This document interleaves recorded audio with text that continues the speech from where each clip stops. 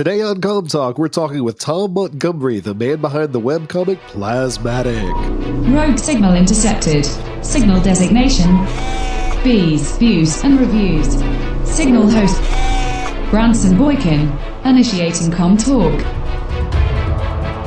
Hey guys, welcome to Bees, Views, and Reviews, the podcast that promotes faith-based, family-friendly comics and the creators that make them. Brought to you by Geek Devotions, a show by devoted geeks devoted to letting you know that you are loved. I'm B, and today we'll be talking with Tom Montgomery, who is the author and artist of Plasmatic, the psychedelic superhero from the 70s brought into modern day. How are you doing today, Tom? I'm doing great. Thanks, Branson. Cool. I'm glad to have you here on the show today. Yeah, glad to be here. So why don't you, before we dive too much into Plasmatic, why don't you tell us a little bit about yourself? Give us the story that is Tom Montgomery. Oh, okay, great. Well, I guess I would start with just saying I came to know the Lord when I was a little kid. I was 6 years old. I went to a vacation Bible school and heard the stories and believed and asked Jesus into my heart and actually met the Lord, but I didn't really grow in my faith because we weren't a church going family. We just went on Christmas and Easter. So when I was 14, I prayed something and God answered it, and I thought, wow, God must be real. And so started going to church, got a Bible, started reading it, and growing in my faith. As far as my connection with art and comics, I had comics as early as I can remember. My mom and my aunts and uncles all bought comics for me since I was 4 years old. So I've always been surrounded by them, reading them back and forth over and over. A lot of Richie Rich and Casper comics at first, and then eventually superheroes. And I drew. Which superhero? What's that? Which superhero did you read the most? Probably Spider-Man. Batman. My man. Yes. Yeah, you can probably see some Spider-Man and Batman qualities in my own character. I picked and choose, different aspects of the characters that were really part of my heart and mind. But yeah, but anyway, I drew all the time as well. I was always drawing cartoons, and I wrote stories. I was a very, very creative kid, and I intended to become an animator. When I was a kid, I wanted to go work at Disney when I grew up, but in my teens, when I started becoming really serious about my faith, I felt a call towards ministry instead. So I pivoted. Oh, wow. And and I ended up working in an inner city ministry in Chicago called Jesus People USA.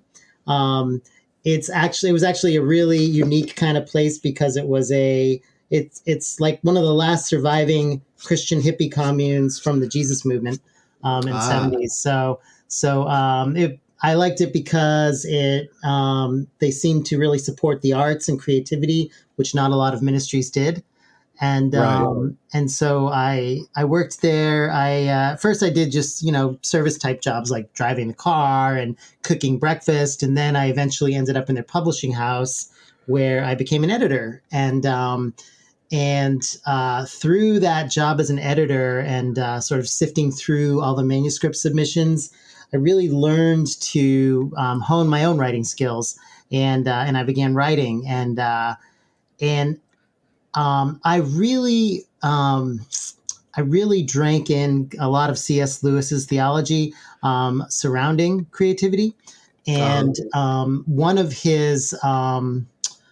things he said at one time was that all of his works are evangelistic. Some of them are front door evangelism, and some of them are back door evangelism, knocking on the door of someone's heart first before mentioning anything overt about religion or Christianity or that kind of thing. So I really took that to heart, and that kind of influences my own creative output as well. So sometimes I'll do front door evangelism. I'll do something that's obviously Christian, like something adapted from the Bible, or maybe a an allegory.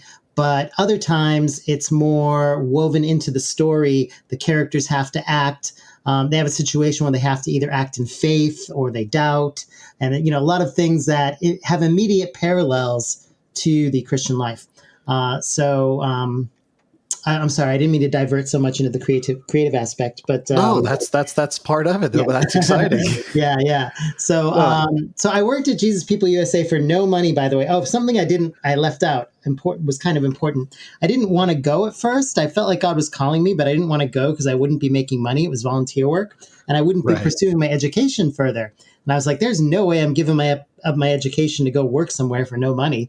And right, but famous last words. yeah. But I really wrestled with God, and I felt like God had assured me that He would be faithful to me, and that if I gave up my education for His sake and for the gospel, He'd be faithful to return it to me. It says in Mark, 100-fold, right. And so I went to Jesus People, and I trusted that God was going to restore my education at some point. And after I worked there 5 years, I met a seminary professor who encouraged me to go to seminary. And I was like, well, I never completed an undergrad degree. I only have like 1 year's worth of undergrad credits. And he's like, well, and of course you need to have completed your bachelor's degree before you can get any kind of seminary degree. Right. So he said, well, on rare occasions, we'll make an exception based on life experience and perceived potential. And I think you have a lot of potential, and I think you should apply. And I applied, and I got into a master's program. And yeah, and after living at that ministry where I wasn't making any money, somebody gave me a car, someone gave me some money, someone offered me a job, and everything just fell in my lap, and I went. Jehovah Jireh. Yeah, I know. And then I went to seminary, and I got a Master of Divinity. And I worked at a church in Chicago for another year. I was on staff. I wasn't the main pastor, but I was on staff in their evangelism department. But after that year, I'd been away from home for so long. I was like, I need to go back home. I've been away for too long. So I moved back home, and I could not find ministry jobs anywhere. I lived in Massachusetts. So I don't know if you're familiar with Massachusetts, but it's largely Catholic. So there's not very many evangelical type churches there. And the ones that are there weren't necessarily looking for a senior pastor or I wasn't really interested in being a youth pastor, and I couldn't play an instrument. So, I got you.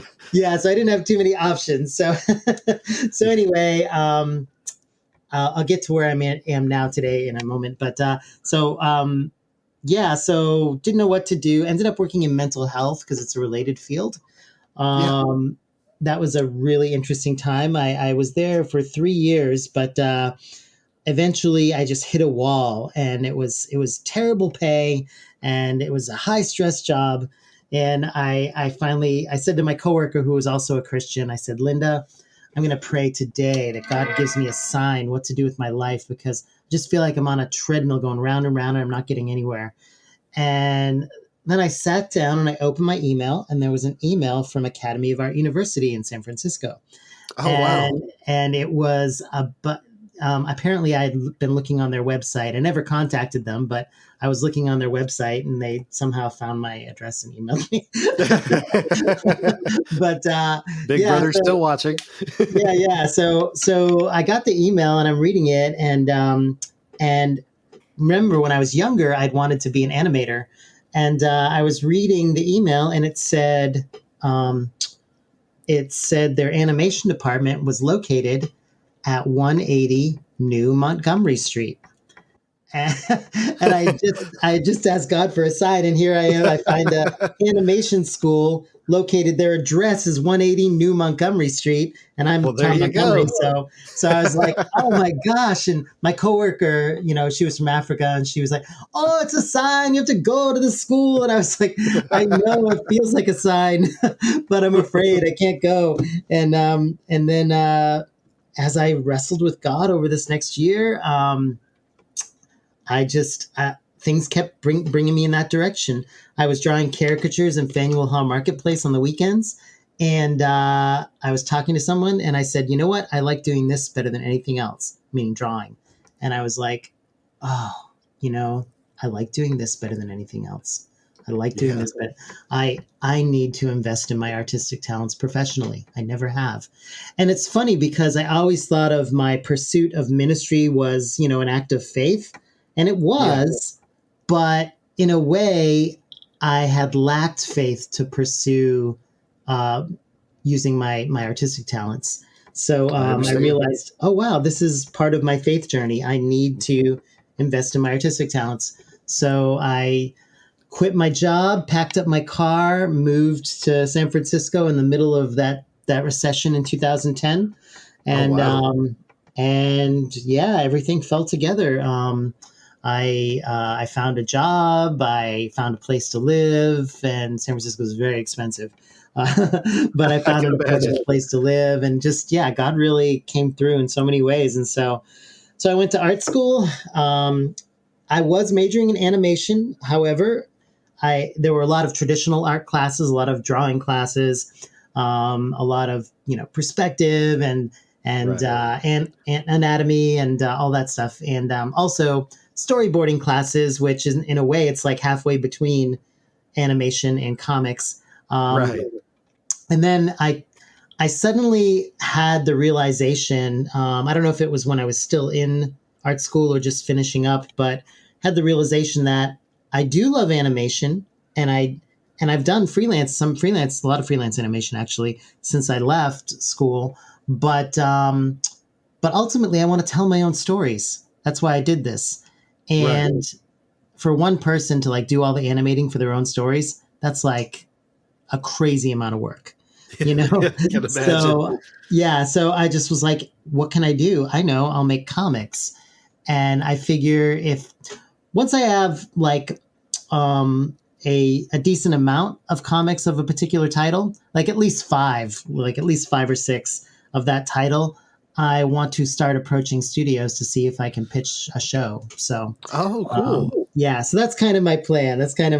But I always loved comics, and so it's very gratifying just to make them by themselves, whether I ever pitch them as shows or not, Yeah. But anyway, that's my story. That's how I got to where I am. I still live in California, just outside of San Francisco, north of Berkeley. And I am doing the hustle, driving for Lyft and doing some other things to pay my bills while I try to work on my art and get my stuff done. So that's me. So it has been one big giant leap of faith after another, huh? Yeah. That makes the best stories, though. You are actually the second creator I've interviewed that has gone the comics to animation route. I had another guy I was interviewing. His name's Al Bowl. He's a local artist and author here in Shreveport, where I'm from. Okay. And he did a lot of comics and did children's books and things like that. And he just recently got into wanting to do animation. That he's playing around with.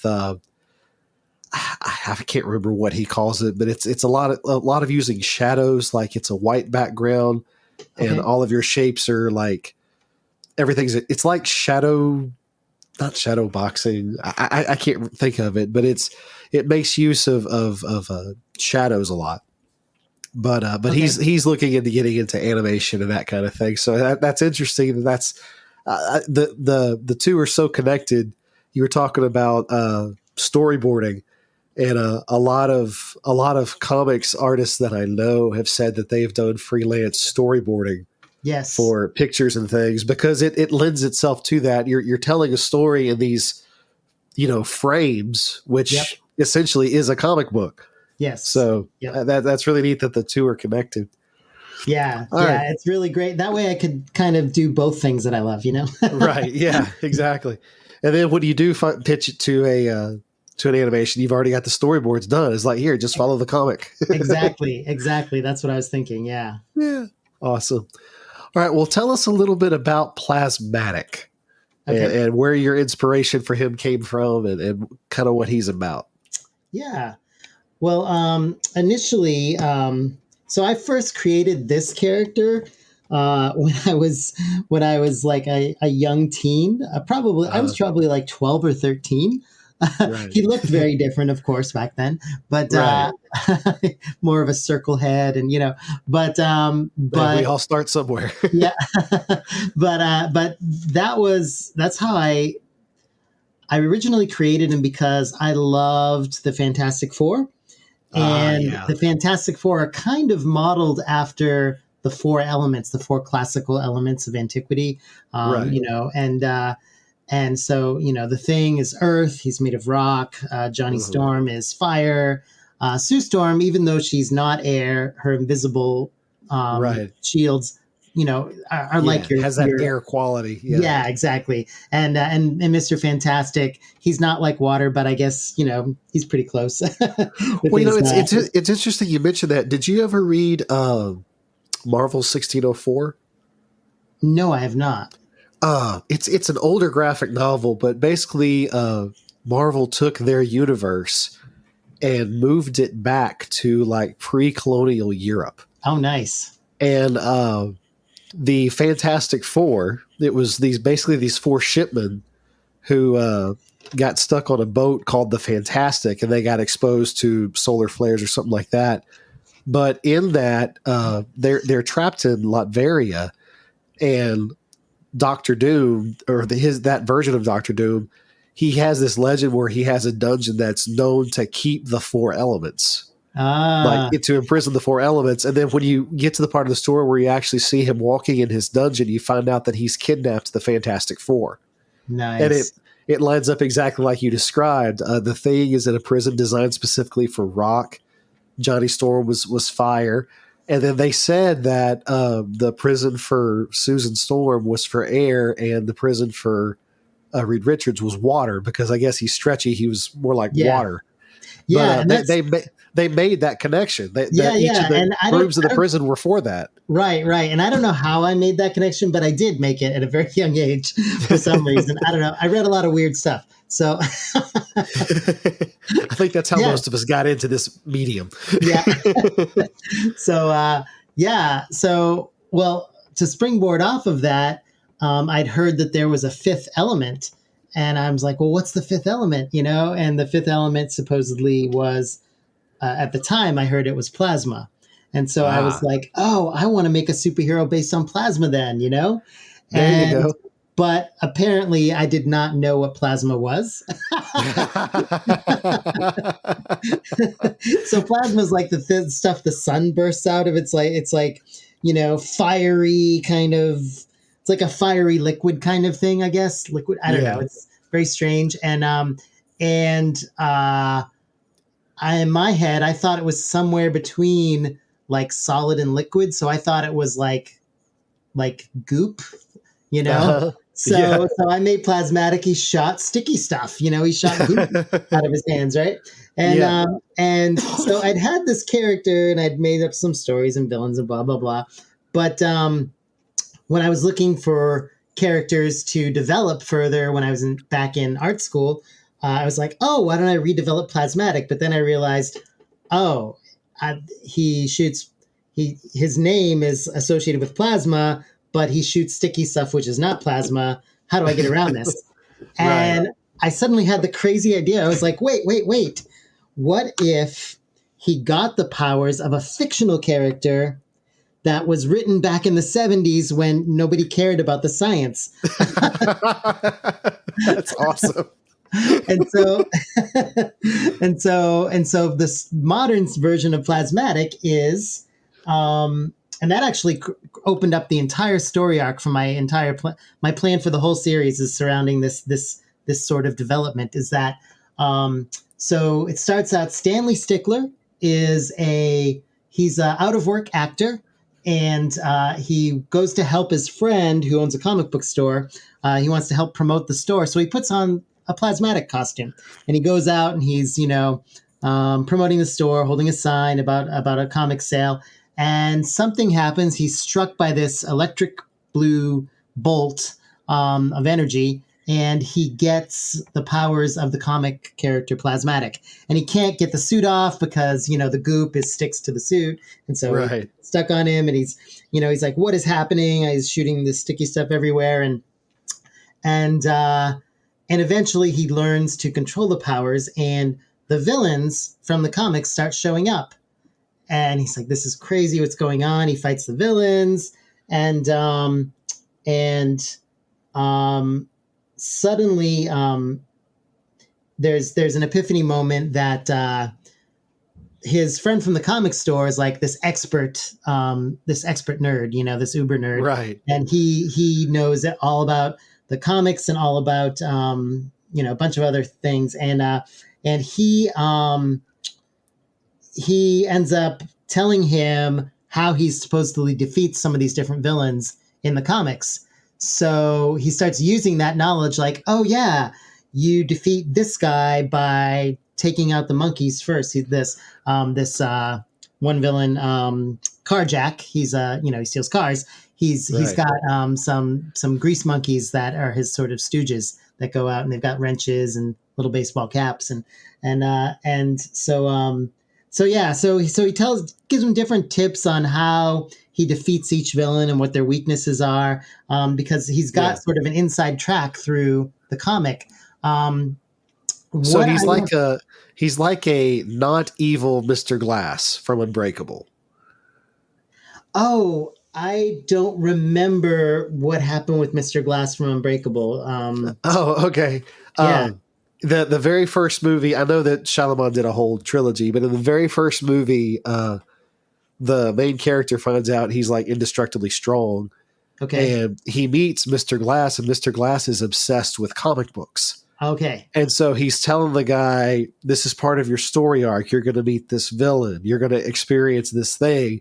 And so basically, because he knows all about comics, he's like a go-to wise sage for the guy. Yes. But then you find out later that he's the villain. He's the villain. He's like he's deliberately creating these tragedies to create the situations that would create comic book heroes, that kind of thing. Yeah, but I love that. I love that you've taken a guy like us basically and made him the resident expert for the hero, because it's like yes. Oh, I've read this 1,000 times. This is what you got to do. Yes, and I made him, like, I really poured in my heart in designing that guy too. You probably saw him. He's the guy that's bald on top with the huge orange hair on the sides. Right. Yeah. Oh no, I connected with that. I did. Yeah. So that's Wendell Wortman is his name, and he's the comic shop owner, resident geek, and he does function sort of as an Obi-Wan, as a mentor character. But he's also a comic relief. So he's a mix between comic relief and mentor. And he's a little bit out there too, because so here's an odd thing that came up, Branson, was I part of the discussion they have is they're arguing about whether the things that happened to Stanley and getting powers, they're arguing about whether it was an accident, if it was a coincidence, or is there someone behind all this, And I wanted to play with the whole concept of, how do we know, how do we know that God's in control, Right. And so the classic argument about the cosmological argument for God's existence, and part of that argument eventually delves into something where they're talking. The person who's against faith or Christianity would argue something about a room full of an infinite amount of monkeys typing on typewriters, and eventually they're going to type out Shakespeare. Right. That's sort of the argument, and that eventually eventually you have so many possible mutations, so many possible things can happen in the universe that eventually you're going to get a world where life exists and people are there and all that stuff. And that's a classic like atheist argument, but there's some big holes in it. You know, it's one of the biggest holes is shoot, I didn't polish up on this at the moment, but when I wrote it, when I wrote it into the script, it directly sort of paralleled the argument as to why we should sort of why it makes more sense to trust in an intelligent hand behind these things rather than chance. And I feel silly now that I didn't brush up on my thoughts about this before talking to you. But it's a long time ago since I wrote this. But it's in the book. That's the important thing. It's in the book, yeah. So that argument is in the book. And the weird thing I was going to say too, though, to make him a funny character, I had him believe some like goofy YouTube things, like lizard people and stuff like that. And and I made a couple jokes about that. But nowadays, like, conspiracy theories aren't that funny anymore. They're kind of right. scary. It's kind of it's a problem now. And I was like, I didn't realize that when I wrote that story. So my intent was not to go to those places with the character, but I don't know. Who knows where it's going to go next? But there you go. But anyway, yeah. Cool. All right. We are going to take a short commercial break, and when we get back, I want to talk a little bit more. You kind of stepped lightly into incorporating some of your faith into your artwork. So I want to step on that a little bit more. Yeah. All right, cool. We will be right back. Okay.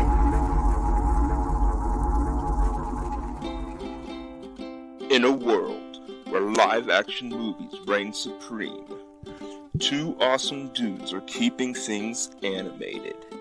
If you want to hear a couple of animation nerds gush about the movies they love, then hop, run, or fly on over to The Cellcast. Available on most podcast platforms.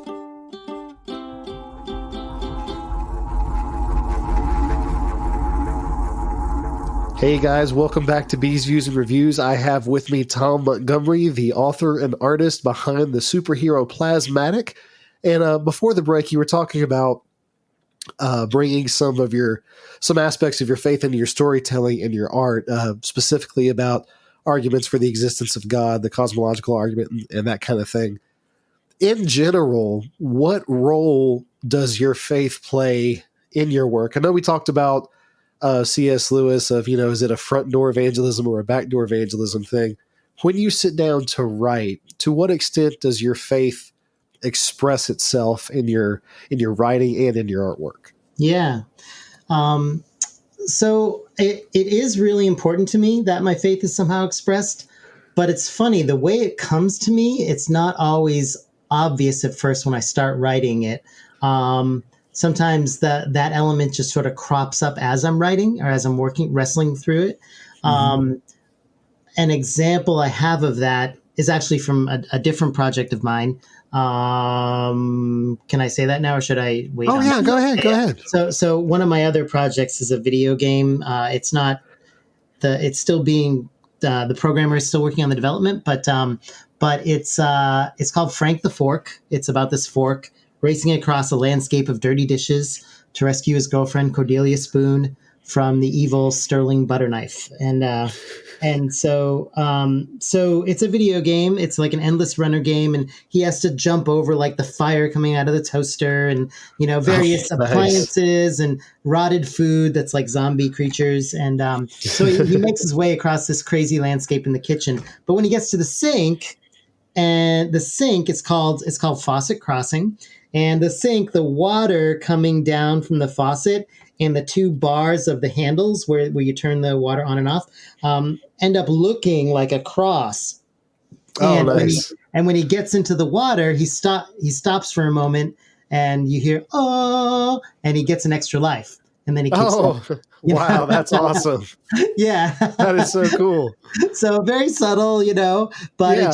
it just made sense as I was making it. I'm like, wait, this could be a cross. And, and what should I do? Give it extra. That's perfect, So, so that just sort of naturally bubbled up at first I was just focused on creating an imaginative world. I wanted to take something ordinary and make something magical out of it, but Right. it eventually led to that opportunity to step in with my faith as well. And Plasmatic, the running theme is predestination and free will, Yeah. and faith. And it's funny because so much of the comics within the comics predict what's going to happen next. So he tries to follow them like a text, Right. but then things don't quite end up the way they do in the internal comics. And so it's like, oh, they almost do, but not quite, but maybe they did, and it's the real life struggle we have in our faith, Right. like we're expecting the Messiah to come and deliver us from our enemies, the Romans, right? Right. And Messiah comes and, oh, well, he came and he delivered us from our enemies, but it's not like we thought. Right. And so he delivered us from sin, not the Romans. Yes, exactly. Yeah. And so I strongly try to lean in to those questions with Plasmatic. Two areas in particular where he's going to struggle are there's so one of the villains in the comic, they say that villain ends up killing him in the mysterious last issue, what they think is the last issue. And so he works on reforming that villain so that it doesn't happen. But that villain ends up reforming and becoming like his partner, sort of a superhero sidekick. But but the problem is he's got a terrible temper problem, and events start going in the direction that he may end up killing him. And so it's like, can you really stop what's supposed to happen or not? And right. so that's like, and in regards to this villain, his name is Obadiah Redwood, the Wooden Man. And he is this big wooden guy, and he wears like a wife beater T-shirt, Yeah, and tough guy. Yeah, he's a big wooden guy with a spiky head, and he's a tough guy. But anyway, he's got an anger problem, and so so they're struggling with, is this destined to happen? Am I destined to be a bad guy? Is what Obadiah Redwood struggles with, or can I turn my life around, so that's like fear for your life, kind of life and death. And the other area is love, and that he, in the comics, he marries, there's some fantastical stories, and he ends up marrying the grown-up version of Alice from Alice in Wonderland. And so he's like, well, that can't happen, the guy in the red, he's like, that's fantasy. But then all these things start happening that, oh, maybe it will, he ends up meeting a rock star, who, her band is Alice and the Wonderlanders. And, she's like and so he thinks maybe it's her, but maybe it's not. And all these different things happen. So I like to play a lot with the whole faith and, free will. That reminds me of, did you watch the X-Men cartoon that was popular in the 90s? Yeah. There's an episode where Gambit, Wolverine, Rogue, I think maybe Jubilee, they're vacationing through Europe, and they meet Nightcrawler for the first time. Uh-huh. And throughout that whole episode, Nightcrawler is talking to Wolverine, and obviously Wolverine has anger issues and rage issues.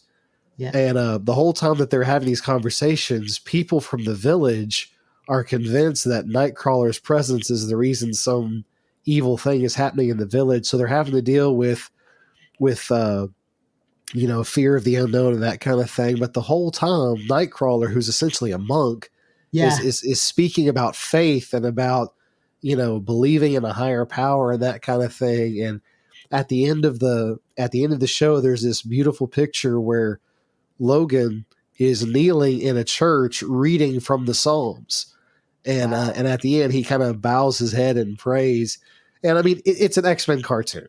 Okay. Right. I mean, it's the purpose of the cartoon was not to share the gospel at all. Right. But in the midst of all of the things you have with X-Men, it's talking about fear of things that are different and Yes. racism and that kind of thing. I mean, all the stuff that you expect to see in an X-Men adventure. But then we've also had this beautiful conversation about faith that's woven throughout the story. And Yes. it was a really a great. I thought it was my favorite episode of the series, Yeah. and that Nightcrawler is also one of my favorite X-Men. Yeah. But the way you describe Plasmatic going through these situations and dealing with these things, it reminds me very much of that. Of it's not a sermon. Right. There's not going to be a Bible study questions at the end of the story, Right. but the events in the plot make you think.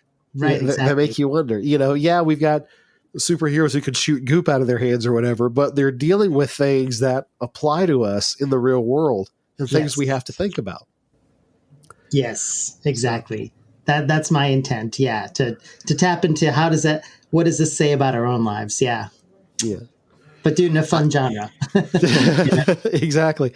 Well, speaking of the genre, as I was looking through the comic, I was getting some really, really strong, like Teenage Mutant Ninja Turtle vibes. Like just the art style. It felt very much like a Saturday morning superhero cartoon. Right. Right. So is that what you would call your style, or do you do that specifically for that comic? Have you dabbled in any other No, it styles? pretty much is my style. I have a very discernible style. All my friends in art school. I mean, I'm considerably older than my peers that went to art school now. So like they didn't watch the cartoons I did. But I was strongly influenced by Hanna-Barbera, as you could tell. Oh yeah. Everybody can tell. Like it lists the squiggles in the shape of the squiggles in Wendell Wortman's hair. That's so Hanna-Barbera. Yeah, yeah, I definitely have some strong Hanna-Barbera vibes. Yeah. I have some Archie vibes. I have some I would say a little bit of I don't know if you're familiar with Warren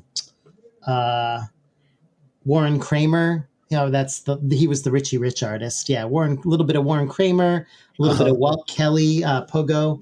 I think I'm influenced by all those different styles. But yeah, that is my genuine style you see there. That's kind of how Yeah. I like to draw people and characters. And yeah. That's awesome. Yeah, no, I understand.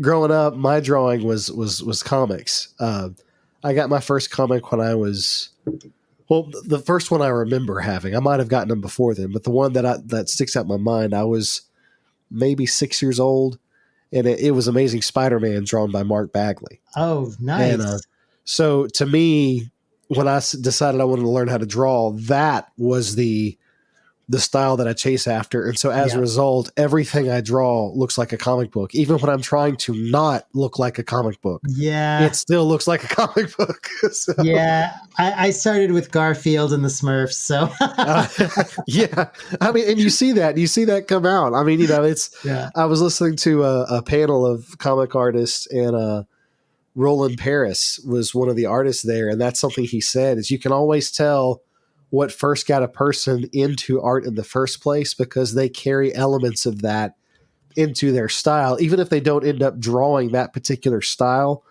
they carry those elements in. Like Alex Ross, that artist, he used to love, I can't think of the guy's name now, Norman Rockwell. Norman Rockwell? Norman Rockwell, yeah. The guy that did like the Thanksgiving dinner painting and that kind of thing.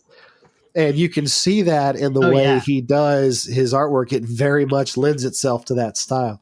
Yes. So I mean, I think that's great. That's that you take something that you loved as a kid, and you bring it out into your artwork. Yeah, that's true. That's what it is. I mean, I know. I'm even when I read other comics, superhero comics, I'm especially drawn to the ones that are a little bit toony. I like a good dose of tune mixed in. So like, I don't know if you're familiar with what's his name, Ed McGuinness. Do you like his art? I'm sure I do. Remind me what he did. So he did Superman for a number of years. I believe he's doing Avengers now, but he did Superman and he Uh-huh. did Hulk for a number of years. But his particular style is very distinctive. He's got these really Uh-huh. square jaws and these huge mouth Oh, shapes okay. Yeah. and these round eyes, and it's just toony and fun. Uh-huh. Very very round Superman muscles. You know, it's like Yeah. I got you. I got you. Yeah. Yeah. So yeah, it's definitely what I'm drawn to, and I think a lot about. Actually, I think one of the questions you'd give me was, what would I compare it to? If Dynomutt and Blue Falcon had been a regular comic series that continued, I would compare it to Yes. that. Yeah. So, I used to watch the TV show that was the races. oh, the Wacky Races. Oh, The Wacky no. Races. Was it Wacky Races or was it? There was also a race one that was Scooby Doo based. It was a Laugh Olympics. Yeah. Yeah. Well, I remember the Falcon and Dynomutt being contestants. Yes, And I they would were in the always Scooby-Doo root. one. Yeah. Yeah. Yeah, I would always root for them because they were the ones that looked the most serious out of all of them. It was like, oh, there's the superhero. I want to root for him. Yes. Cool. All right. Now, I know you mentioned that you obviously you've got Plasmatic the comic, and then you've mentioned you've got your video game that's in development. Yes. Forky, what was his name? Frank the Fork. Frank the Fork. I'm Yes. sorry. That's okay. My kiddos are into the Toy Story thing, and Right. so we watched Toy Story 4 not too long ago. So I've got Forky on the brain. Right. Frank. All right. So Frank the Fork. Do you have any other projects that you're doing right now? Yeah, I have one other one that is close to being. I'm going to try to release it by Kickstarter. It's actually a Bible-based card game called Bibliodeca, and Oh wow. yeah, and so I designed all the characters on it. Basically, what it is I turned various books of the Bible into suits. I created a symbol for that suit. So the Genesis wow. suit is So the Genesis suit is apples, and so I took I got quotes from Genesis 1 through 10, and I put them on the numbered cards 1 through 10 of apples. So so apples 5 has a quote from Genesis 5. Apple 6 has a quote from Genesis 6, and then for the face cards, the characters, I instead of just doing Jack, Queen, King, I did Jack, Prophet, Queen, King for each book. So there's 4 face cards for each book, and Cool. and I ended up doing 12 suits. So there are 12 suits and 48 face cards, and some of those books were quite a challenge. For instance, the book of I tried to do 2 of every genre, so I've got Genesis, Exodus, Joshua, Judges, Psalms, Proverbs, Isaiah, Jeremiah, Matthew, Mark, and Romans, 1 Corinthians. But Cool. so there's 120 verse cards, and then there's 48 face cards. The face cards, though, were a challenge because Jeremiah, book of Jeremiah, doesn't have any women in it. I'm like, wait, there's no women in the book. How do I make the queen of? How do you do a queen? Yeah. So I did pots for Jeremiah for the symbol. It's a green pot, and it's basically because he goes to the house of the potter, and has that word about God is a potter, we are the clay, kind of thing. So Right. so I made pots for the symbol for Jeremiah, but I was like, what do I do for the queen? And so then I did some research and found that there's a cousin of Jeremiah who's a female prophet who, even though she's not mentioned in the book of Jeremiah, she's got some relation to him. And she lived the same time as him and prophesied. And her name's Huldah. She's mentioned in the book of Kings. And apparently when that king, I can't remember which king it was, maybe Josiah, one of the kings had found the book of the law in the temple. And he wanted to ask a prophet, what's going to happen? Is the Lord mad? What do we need to do? And he decided, so according to Jewish tradition, this part isn't in the Bible, but Jewish tradition says the reason the king went to Huldah instead of Jeremiah was he was hoping that because she was female, she might give him a nicer answer. But she gave him a really depressing answer. Yeah. Yeah. Yeah. So, but anyway, yeah. So Huldah and Zechariah, and for the king, Huldah's the queen, Jeremiah's the prophet, and then for the Jack, I've got Ebed Melech. I wanted to include more black characters. So Ebed Melech is the Jack, and he's a Cool. character in Jeremiah who helps Jeremiah out of a well. And so all the different suits for the Gospels I chose for symbols. I went the classic route. The Gospels were often associated with the various four living creatures from the Book of Revelation, and so I've got a lion symbol I designed, a blue lion symbol for Matthew, and a blue bull symbol for Mark, and anyway. Romans, I did Nero and his wife Octavia for king and queen. Paul's the prophet. Timothy's the Jack. Anyway, sorry. No, that's awesome. Cool. Well, when it goes live, let us know. We'll definitely promote it. That sounds really cool. Actually, my son is into cards. He likes to do magic tricks and stuff like that. So he's always looking for new decks of cards to play with. So that'll be right up his alley. Oh, nice. Good. Yeah. I'm hoping. All right. Well, go ahead. I was just saying, it seemed like a fun thing. I mean, it's a fun game, but also it's like a learning tool too. So yeah, absolutely. Well, if people want to find you on social media, where can they go to find you? Yeah, I have an Instagram. It's Tom _Montgomery_media. Tom Montgomery Media. That's my Instagram handle. And you can also find my Facebook page. It's just Tom Montgomery Artist, but you can find it as I guess what's it called? The URL is facebook.com/good tunes with a Z, GOODOONZ. Yeah.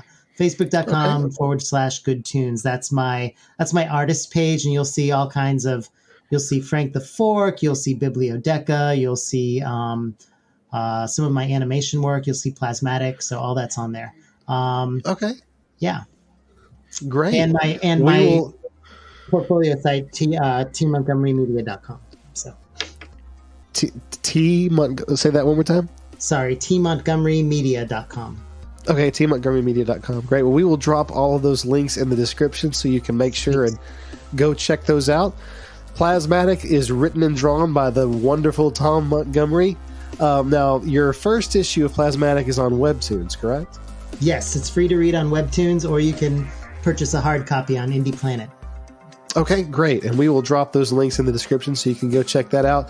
Thank you so much for tuning in today, guys. Thank you, Tom, for being with me on the show. Thank you, Branson. Be sure to follow Geek Devotions on all of our social media, Facebook, Twitter, Instagram, the whole thing. Also, be sure and subscribe to us on your favorite podcast catchers and leave reviews. We like to hear feedback.